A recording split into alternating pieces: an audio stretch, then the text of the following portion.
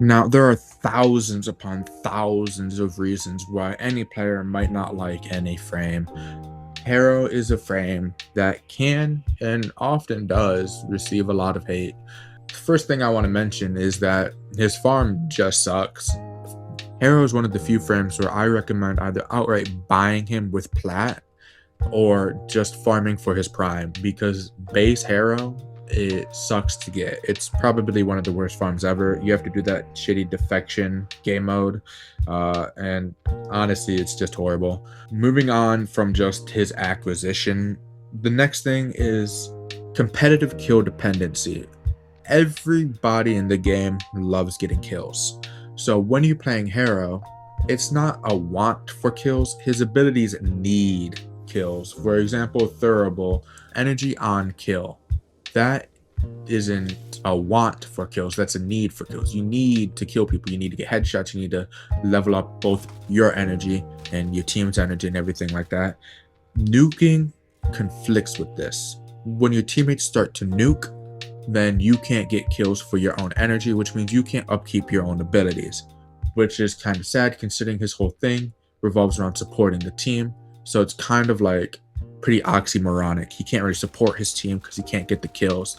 Now, that's not to say every Harrow has this problem. Sometimes you get into a public lobby, nobody's nuking, fantastic, very rare, but it happens. Some people's builds are simply better than mine. I know there's a Thermal Sunder Harrow build, which does fantastic. I personally don't have it, but I've seen it. So with his need for kills, this conflicts with nuking. It's kind of just sad. Next is high effort micromanagement. Now, once you get used to him, it just becomes a satisfying gameplay loop. But to those that aren't used to him and to those that want to try playing him, it simply becomes micromanaging every single one of his abilities so he doesn't die in 3 shots. That is pretty sad. He runs 3 different timers. Covenant grants you invulnerability for however long your duration is. Mine's about 12 seconds. During this time, damage is prevented. Invulnerability, that's fantastic. After that, you have a cooldown, a retaliation duration. During this time, you have the critical chance that you earned. Could be 10%, could be 50. During this time, you can no longer become invulnerable. You can't cast the ability once again. During this time, your only form of survivability is Condemn. Condemn is something you can use whenever to condemn enemies and lock them in place. This is often how you will gain energy and those headshots that you love, because with the enemies being unable to move, you can just pick them off nice and easy. Now, of course, this doesn't work on Eximuses or special enemies or anything like that, so during this time, you're practically a sitting duck, because Thurable also leaves you a sitting duck when you use it. That's why it's often paired with Covenant. And with Penance having a timer as well, you're practically juggling just 3 timers. Thurable and Penance are much easier to keep track of because with their long duration, you don't need to cast them very often.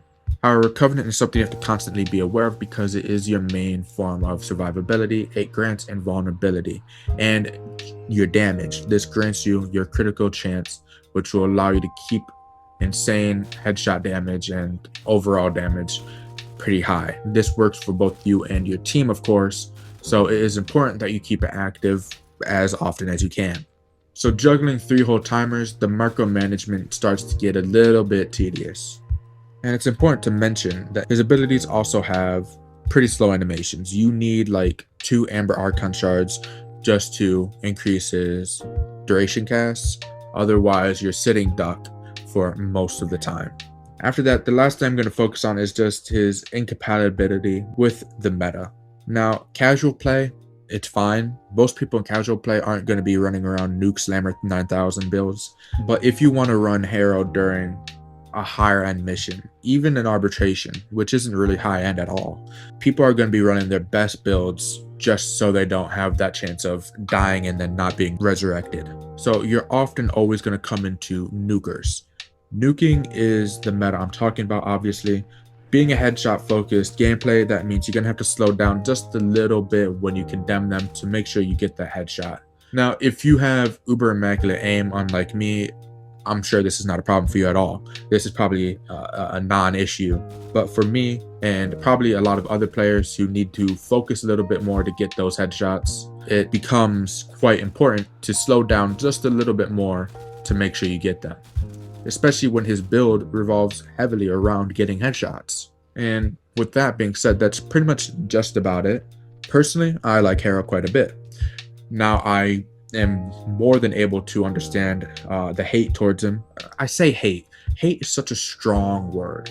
It's more like dislike. People just dislike these things about these frames. I don't think there's any person out there going around shitting on these frames, acting like they just beat them upside the head with a bat in an alley or something like that.